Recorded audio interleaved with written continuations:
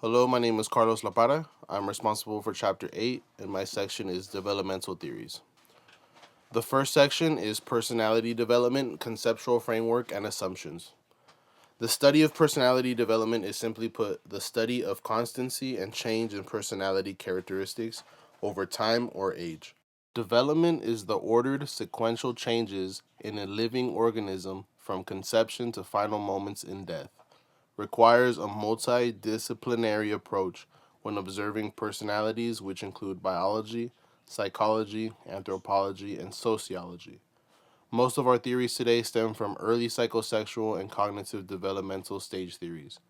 There have recently been new theories that come from the different lifespan and life course perspectives. The lifespan perspective does not view adult stages of change as universal, irreversible, unidirectional, or primarily age determined.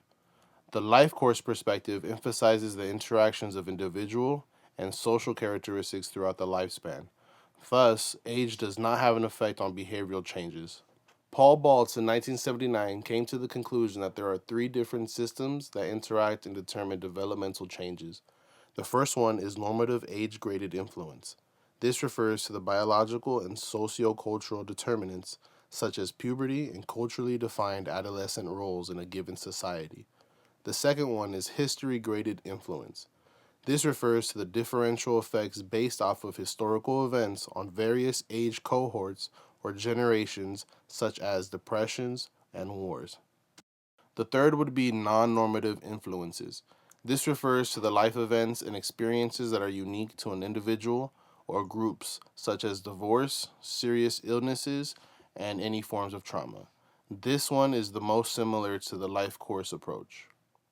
Our next section is going to be Erikson's ego psychosocial development. In this theory, Erik Erikson drew from Freud's psychosexual developmental theory. Erikson advanced the comprehensive theory that spans an entire lifespan. He took the five original psychostages and expanded to 8 stages, naming these different dilemmas the 8 stages of man. The first of these 8 stages comes the dilemma trust versus mistrust. This happens in the first year of our lives. This is where babies must rely on parents for feeding, protection, and nurturing. If necessities are not met, the baby could begin to form an opinion on an quote unquote unreliable world or environment. The second stage is shame and doubt. This stage lasts from ages 1 through 3. At this stage, the child is also developing physically at a rapid rate, as well as gaining autonomy and also creating a sense of self and self control. This is related to Freud's anal stage in the same way that the sense of shame or pride is the direct result from the free will of the child's actions that is given may have a long lasting effect on the development or personality. The third stage is the dilemma between initiative versus guilt. This is experienced in ages 4 through 5, roughly corresponds to Freud's phallic stage. At this stage, children are not reacting to life passively. The child is actively initiating actions that change or affect the environment around it. Based on the reactions that are being relayed back to the child by peers or parents as bad, silly, or stupid, may foster a sense of shame, guilt that later on in life can be expressed through inhibition, overcompensation, or self consciousness. This brings us to our fourth stage, the dilemma between industry and inferiority. This spans between the ages of 6 to 11. In this stage, children are often given a set of systematic instructions in order to produce a certain result. Examples are school, potty training, and how to use certain utensils or tools. The danger in this stage is when it comes to personality development. This danger can come from family environment and social experiences. If the child has not been prepared to compete with peers or society by the family, there can't be a sense of industry or accomplishment and can lead to social incompetence and a lower self esteem. This leads us to our fifth stage, moratorium. This spans between the ages 12 to 18 and is the transitional period from adolescence to adulthood. The stages of puberty typically happen and cause relationship buildings with peers to meet developmental milestones and urges. The sixth stage is young adulthood. This is the period of courtship, marriage, and early family life. There is no set timeline for these things to happen and create a dilemma between intimacy and isolation. At this age, humans become more intimate with their peers, but does not have to be sexual according to Erickson. Sharing secrets, stories, etc. are all considered intimate actions. This brings us to our seventh stage, middle adulthood. In this stage, the dilemma between generativity and stagnation occurs. Generativity is primarily concerned with one's productivity, creativity, and procreativity. Generativity can be fostered through caring for others and being cared for. If one achieves ego stagnation, then the individual can be exclusively absorbed within their own personal needs, desires, and feelings. This brings us to our final stage, later adulthood.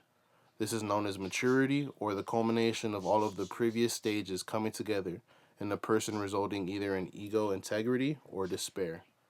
Ego integrity is when one has accepted their personality as well as their only life cycle as something that is a necessity. Despair expresses a feeling of time being too short and not enough time to restart or search for an alternate path to ego integrity. Personality modifications coming from the adult stages in life is the biggest difference between the two studies. Also viewed the ego to be a more active and more creative center when it comes to personality development. Due to the broader spectrum that is Erickson dealing with his field, is often referred to as psychosocial development. This brings me to my next section, Piaget's cognitive development. Piaget was a famed Swiss psychologist that primarily focused on the qualitative growth of intellectual structures in early life. His field of study is known as genetic epistemology, or the study of a child's intellectual process. According to Piaget, cognitive development is when a human is adapting to the environment around them. This is achieved when one's accommodation to the environment turns into assimilation of the environment by actively interacting and engaging in actions that either shape the environment or themselves, similar to Freud's phallic stage. Progressive organization of mental development consists of two dimensions. The first dimension is intrapersonal. This refers to the motor or intellectual. The second dimension is interpersonal. This refers to the affective or social. Mental organization has 6 development stages that are successive and irreversible. The first one is hereditary stage. First, instinctual and nutritional drives are first introduced. The second, first stage of motor habits and first differentiated emotions first appear. The third is sensory motor practical intelligence. This is prior to language. External fixations and elementary affective organizations appear. The fourth stage is intuitive intelligence, or spontaneous interpersonal feelings and relationships where the child is subordinated to an adult. The fifth stage is the stage of concrete intellectual operations and logic, also the beginning of moral and social cooperation. The sixth stage is the stage of abstract operations, of the formation of the personality, and of effective and intellectual entry into the society of adults. Piaget's developmental model has been open to many different interpretations over time. There is not much universal validity because of Piaget's methodological problems, as it was not suited for Western civilization in mind. However, Piaget's studies are still a great contribution to have and are a major impact to the field of cognitive development on a global scale. This brings me to my final section, Kohlberg's moral development. Drawing from Piaget's exploratory theory and methods, Lawrence Kohlberg continued to advance an already extensive 6-stage model. That advancements were achieved through Kohlberg's extensive analysis of cross-cultural data on responses from 6 hypothetical moral dilemmas and recorded the data. His studies, as well as all of the other development stage models, have been criticized for its Western bias as well as limited applicability when brought to a global scale. Even though there is not much application that can be used, there is no doubt that Kohlberg's work has brought more questions than answers, but that can also be useful in a field that has not had much advancements. Thank you for your time. My name is Carlos Laparra. Have a good day.